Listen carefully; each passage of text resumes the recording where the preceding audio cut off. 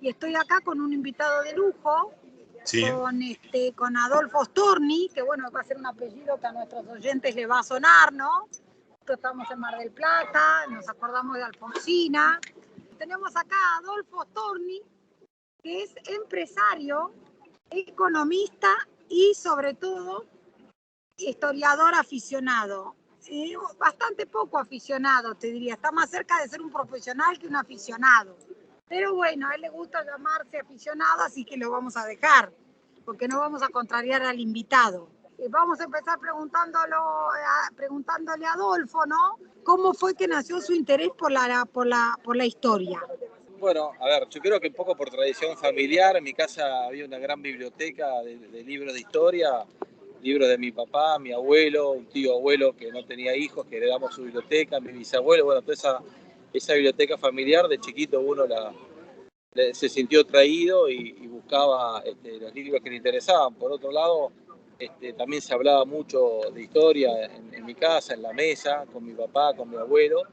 Y en vez de contarme los típicos cuentitos de las fábulas o algunas historias clásicas, mi papá me hacía como mini historias de temas históricos de Argentina, ¿no? Entonces me contaba sobre San Martín, la Revolución de Mayo, las invasiones inglesas, bueno, distintos temas, y eso me fue generando a mí un interés.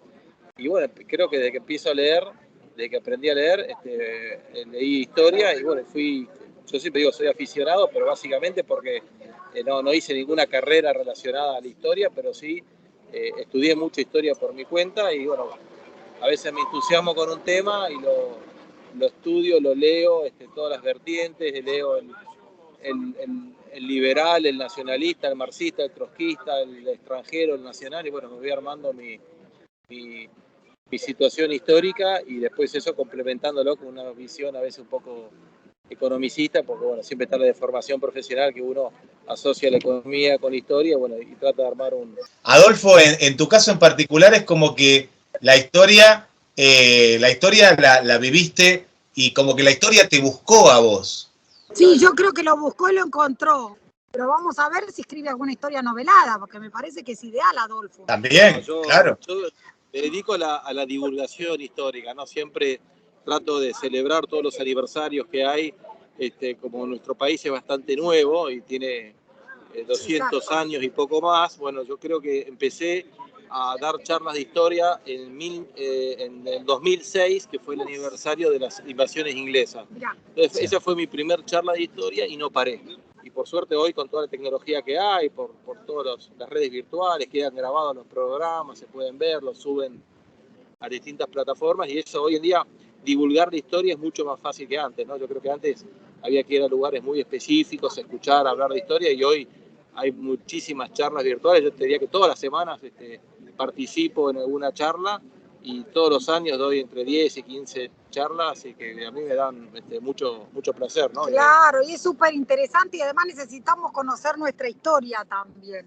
Y vamos a ver si lo convencemos a Adolfo, Guilla, ahora te me acaba de ocurrir mientras lo oigo hablar, que sé que escribe bien, a pesar de que lo escucho que es modesto él. Cuando sacamos la antología del Café Literario de Adela, sí, por ahí quiere escribir algún artículo de algún prócer que le guste. Estoy trabajando en 3 temas, 2 charlas. Una va a ser pasamos digamos toda la historia del derrapamiento nacional y después otra va a ser una presentación de una obra de teatro que escribí no recientemente, sino que le escribí como en 2 etapas, ¿no?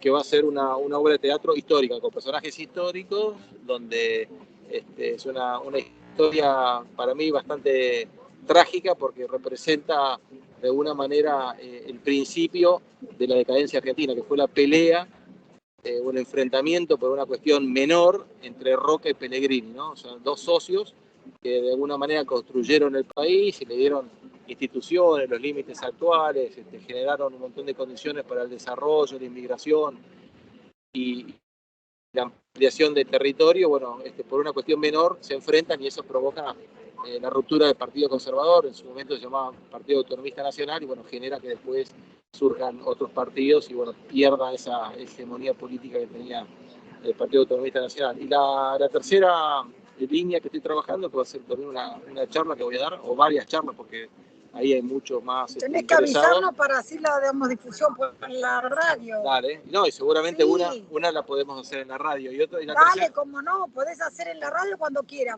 Más de una hora hacemos, ¿no? Un programa más largo, Guillo, un programa especial. Marcelo Tealvear, ¿no? Que es una persona Ay, sí, me encanta. totalmente olvidada en la historia argentina. Hace poquito se empezó a reivindicar su figura con una biografía que se publicó ahora 3, 4 años, de un chico que se llama Leandro Lozada, Me suena un montón. muy buena, que escribió muchos libros de historia, y muy relacionada a Mar del Plata, ¿no? Yo creo que nosotros le debemos muchísimo. Mar del Plata fue cuando él fue presidente y antes también, venía, visitaba, hay muchísimas fotos de él en los balnearios. Tenía su casa también aquí, tenía mucha vida social y estaba todos los veranos desde el llano y también como presidente. Así que creo que va a ser Mirá una linda figura a interesante. recordar. Eso tiene que ver, Guille, con lo de Mar del Plata, justo otra de mis preguntas, ¿no? Preguntarle acá qué sabe de lo de Mar del Plata o los presidentes de Mar del Plata. Mi abuelo, bueno, yo ya lo conté, los oyentes ya lo saben, uno de mis abuelos fue el fundador de Mar del Plata Golf Club acá. Así que mi abuela fue socia vitalicia hasta que vivió. A mi abuelo San Román Bosch. Y la verdad que nada, ¿no? Y uno ve una foto cuando va al golf, uno ve esas fotos que no había nada, ¿no? Que acá terminaba la playa. Ahora le vamos a preguntar a Adolfo qué conoce de eso o qué conoce de los presidentes. Bueno, ya nos nombró Marcelo T, ¿qué otro? Por acá, mira, hay fotos donde Roca venía a veranear, pero sin duda uno de los que más venía y digamos, fue un impulsor, dada su amistad con Ernesto Tonki, era Carlos Pellegrini, ¿no? Que fue un presidente que vino mucho aquí.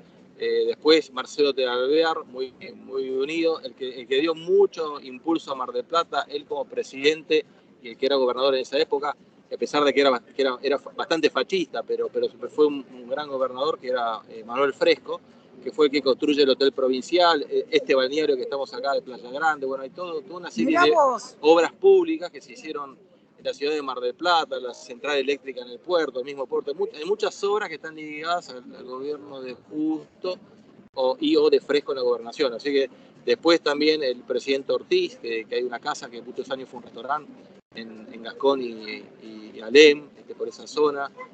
No me acuerdo el nombre de la casa, fue un restaurante famoso, ahí veraneaba Ortiz. Me suena un montón ese y después, y llegó por ahí, te suena, no sé cuál es, ya la vamos a buscar. Más adelante, obviamente, con el surgimiento del peronismo, todo el turismo sindical y bueno, todos los hoteles de los sindicatos y el acceso de la clase obrera, la clase trabajadora a lugares de turismo, de veraneo marítimo, ¿no? Porque no existía, o sea, acordémonos que el veraneo es una costumbre que se instaura finales del siglo XIX con muchos europeos, muchos argentinos que iban a Europa y veían lo que pasaba en lugares de Francia, de Italia, de España, de Inglaterra, donde se hacía la temporada de verano y iban a las playas y tomaban sus baños, ¿no? Entonces eso se trae a Argentina prácticamente con la fundación de Mar del Plata, ¿no? Antes no hay registros. Claro, eso es divino, toda la parte de la historia de Mar del Plata. ¿Te acordás, Guille, cuando estuvimos en ese museo?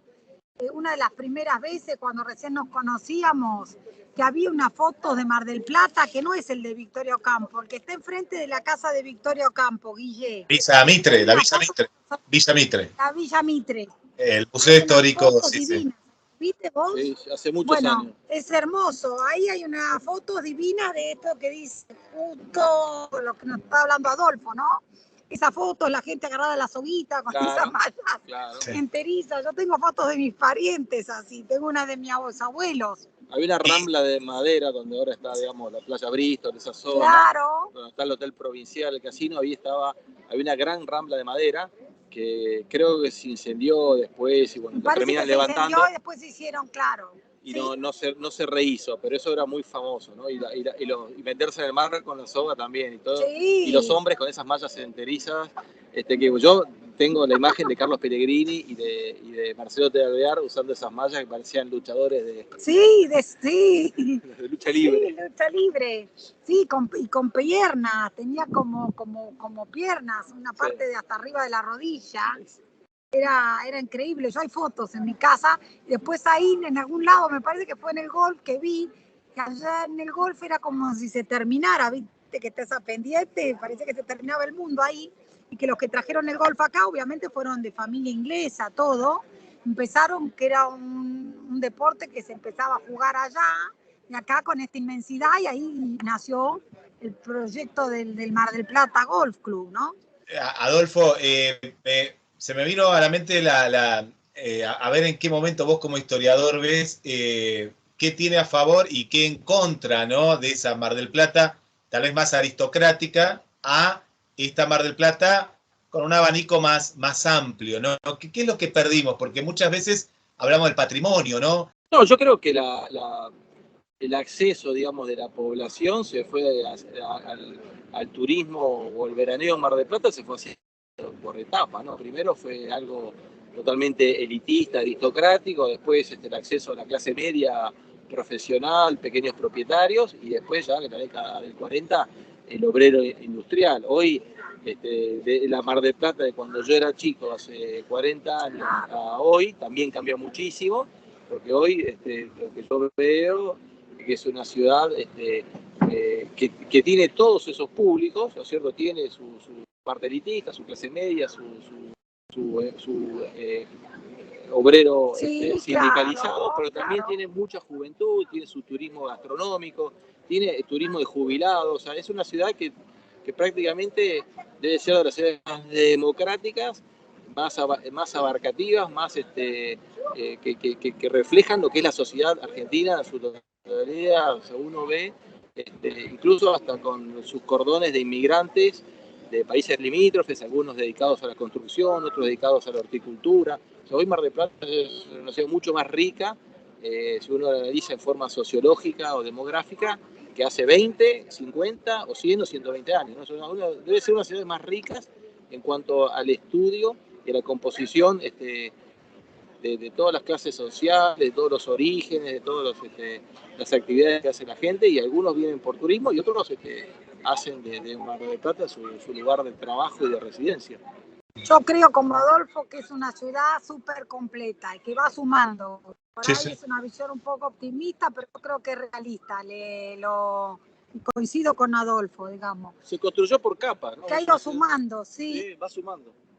Va sumando. Sin quitar lo anterior, ¿no? Siempre es como una suma, es como un edificio donde todo se va asentando sobre algo sólido, ¿no? O sea, hoy vemos que es un espejo del país, Mar del Plata.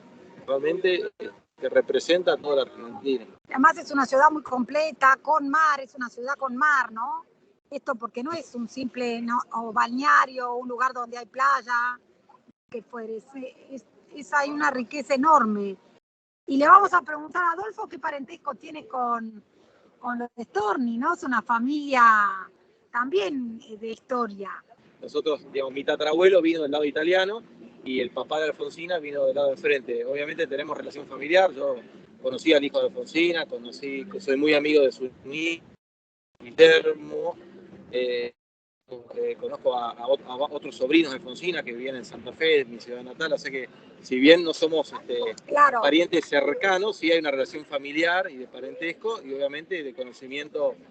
Mi abuelo se carteaba con Alfonsina, eran muy cercanos y es a nosotros es mucho honor también tener el mismo apellido de una persona tan ilustre que no solamente era talentosa como en el mundo literario, sino que también fue una precursora del feminismo bien entendido, ¿no? Más bien, digamos, de los derechos de la mujer, ¿no? Exacto, del feminismo bien entendido, coincido. De los derechos de la mujer, ¿no? O sea, claro. se animó a muchas cosas que en esa época no se decían, no se hacían, y ella era una voz no solamente en la poesía, sino también en el periodismo, en la publicidad, en el mundo intelectual, siempre se la ve, hay muchas fotos de ella rodeada de muchísimos personajes, sobre todo del mundo intelectual, ¿no? Era una gran intelectual, ¿no? En un mundo machista, prácticamente no había mujeres que se dedicaran a la literatura, y ella lo hacía, y lo hacía con mucho éxito, ¿no? O sea, yo creo que hasta su poema de despedida tiene una calidad y una sensibilidad, digamos, que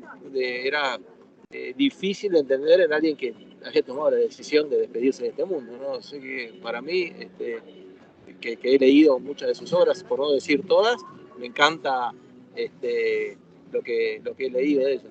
Me quedó lo del teatro que me parece muy interesante, una herramienta para poder entrar en un público tal vez que a veces le escapa, tal vez, no digo que le escape a leer libros, pues a nadie le escapa, ¿no? Pero de pronto el teatro es una herramienta cultural diferente y me encantó el abordaje, ¿no? De la misma. ¿Con quién estás trabajando con el guión, la puesta en escena? Contanos. No, eso lo estoy haciendo todo solo. Lamentablemente no me ayudó a nadie, así que Bueno, si no es muy buena es porque todo es culpa mía. No, lo estoy haciendo solo y leyendo. Cuando investigué, yo di muchas charlas sobre Roca en el aniversario, menos sobre Pellegrini, y vi este hecho que yo lo encuentro como una división de aguas, ¿no? Lo que era una clase política muy sólida que gobierna Argentina desde con sus matices, ¿no? Pero de Caseros hasta el 16 que asume Irigoyen, y veo que en esa ruptura de sus dos principales líderes, como una tragedia, ¿no? Yo la vi como una tragedia y lamenté mucho que así fuera, porque bueno, según mi interpretación, esto es personal, ¿no? Según mi interpretación, la decadencia argentina comienza con Irigoyen, ¿no? Que de alguna manera él trae ciertas prácticas políticas que habían quedado ya sin practicarse más, como era todo lo que había acontecido con el rosismo y esa dicotomía, el bueno y el malo, nosotros, ellos, el régimen falaz y descreído, y la causa nacional. O sea, el maniqueísmo lo inventa Rosas, después entra en desuso prácticamente, si bien había enfrentamientos y muchos se dirimían en batalla. Acordémonos que hubo una revolución en el 74 cuando van a Avellaneda, porque lo acusaron de fraude de los mitristas. En esa revolución muere el abuelo de Borges, precisamente, claro, en la batalla de la Verde. Claro. En el 80 también se dirime la elección de Roca contra Carlos Tejedor, que era el gobernador de Buenos Aires, se dirime con armas. En el 90 hay otra revolución que muere un montón, en el 93 hay otra revolución, en 1905, o sea, Argentina, más allá de las guerras de independencia, después las guerras internacionales, todas las diferencias políticas se dirimían por las armas. Yo creo que la gran diferencia ahora en el siglo XX, que si bien tuvimos una guerra civil y una guerra internacional que fue un error, digamos, una trasnochada, casi todas las otras diferencias se dirimían en las urnas o a veces en revoluciones que no eran tan sangrientas, ¿no? Como el siglo XIX. Por eso es una pena que estemos tan mal, Argentina esté con una situación a veces casi posbélica, como si acá hubiésemos tenido una catástrofe enorme y no ha habido ningún problema. O sea, hace 40 años que Argentina vive en paz, más allá de algún estallido o un hecho de delincuencia, pero digamos que Argentina esté tan mal en términos económicos y sociales, sin haber tenido en el medio ninguna guerra con el exterior, ninguna guerra civil, digamos, hace mucho más trágico y penoso lo que nos pasa a nosotros como historia. Por eso es tan lindo estudiar y leer la historia, porque lamentablemente nos confirma de que casi todos los problemas que hoy vivimos ya se vivieron en el pasado. Lo que pasa es que antes el abordaje de los problemas lo hacían estadistas, lo hacía gente preparada, lo hacía gente con idea, y hay gente que era patriota y quería el país. Cuando hoy vos tenés a personas que lo único que interesa es enriquecerse o la lógica del poder mismo, sin importar si el país se está quemando, o incendiando, o destruyendo, o hundiendo, es mucho más difícil. Hoy todo lo que nos pasa a Argentina ya se vivió en el siglo XIX, en el siglo XX. Lo que tuvo que afrontar una Avellaneda con un país totalmente en crisis, endeudado y saliendo de una guerra civil, o lo que le pasó a Carlos Pellegrini cuando asume en el 90, o lo que le pasó a Justo después de la crisis del 30, o lo que pasó a Frondizi después del peronismo. Bueno, todo esto, si nosotros aprendiéramos, y si bien no son las mismas soluciones, porque el país es distinto, el mundo es distinto, la tecnología es distinto, pero básicamente los diagnósticos son muy parecidos y casi todas las soluciones van por el mismo lado. O sea que desde el estudio de la historia nosotros podemos aprender mucho, sobre todo para evitar volver a tropezar con la misma piedra, un clásico argentino,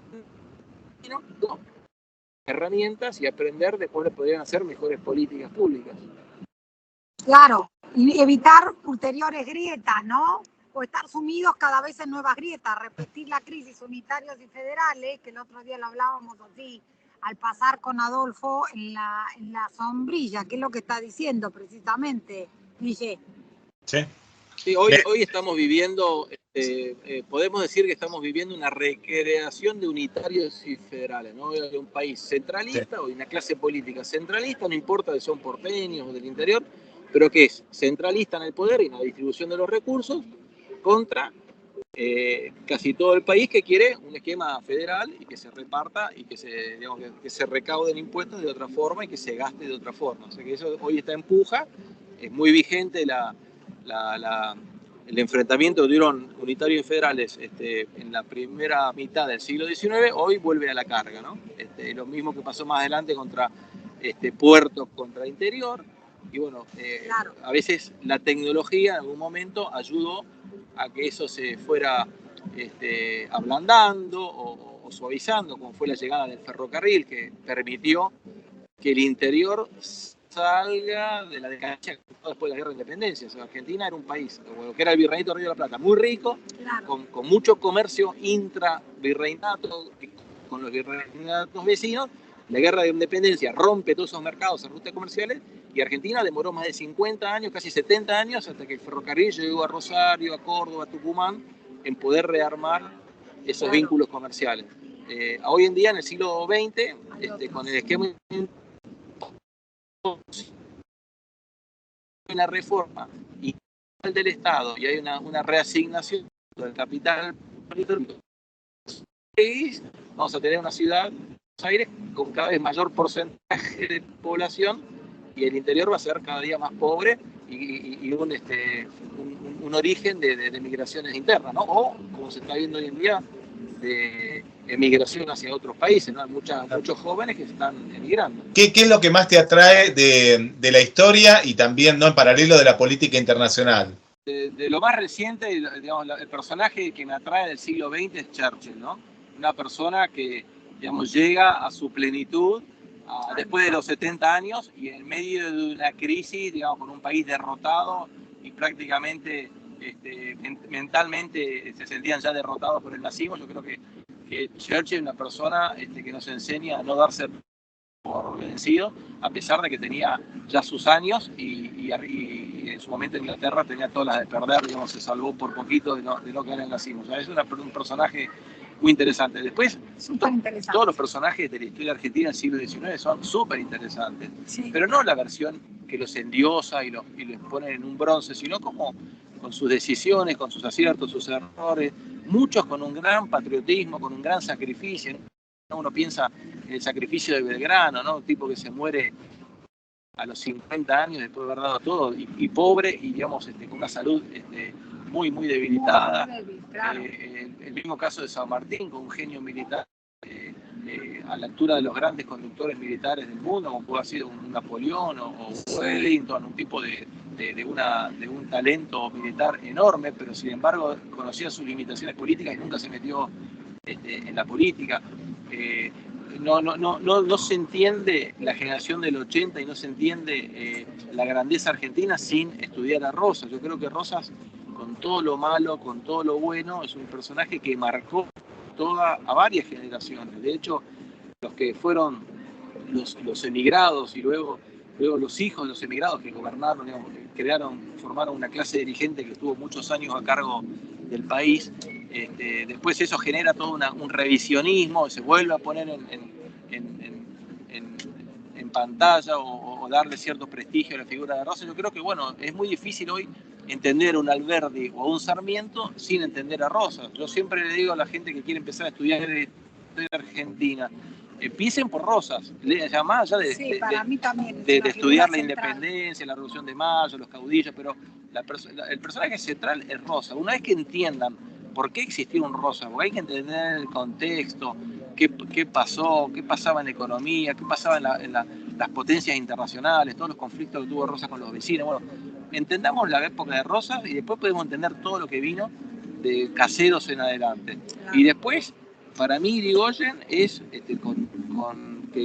de alguna manera traiciona el ideario radical original, porque los primeros radicales eran liberales. Hoy uno lee a Alem o el mismo Marcelo Teralvear, eran radicales, eran liberales, perdón, eran gente que creían en la división de poderes, en las libertades, en la democracia, en el sufragio limpio, o sea, tenía un montón de cosas. Y después vino Irigoyen, que era una persona que por más que él se creía, digamos, el fundador de la democracia argentina, pero fue una persona que fue poco democrática y poco republicana, porque intervino en todas las provincias, nunca asistió a las sesiones del Congreso, a la apertura de sesiones, fue una persona bastante poco democrática, más allá de que haya tenido millones de seguidores y lo votaban casi con un fanatismo que, bueno, se ve en el peronismo 2 décadas más tarde.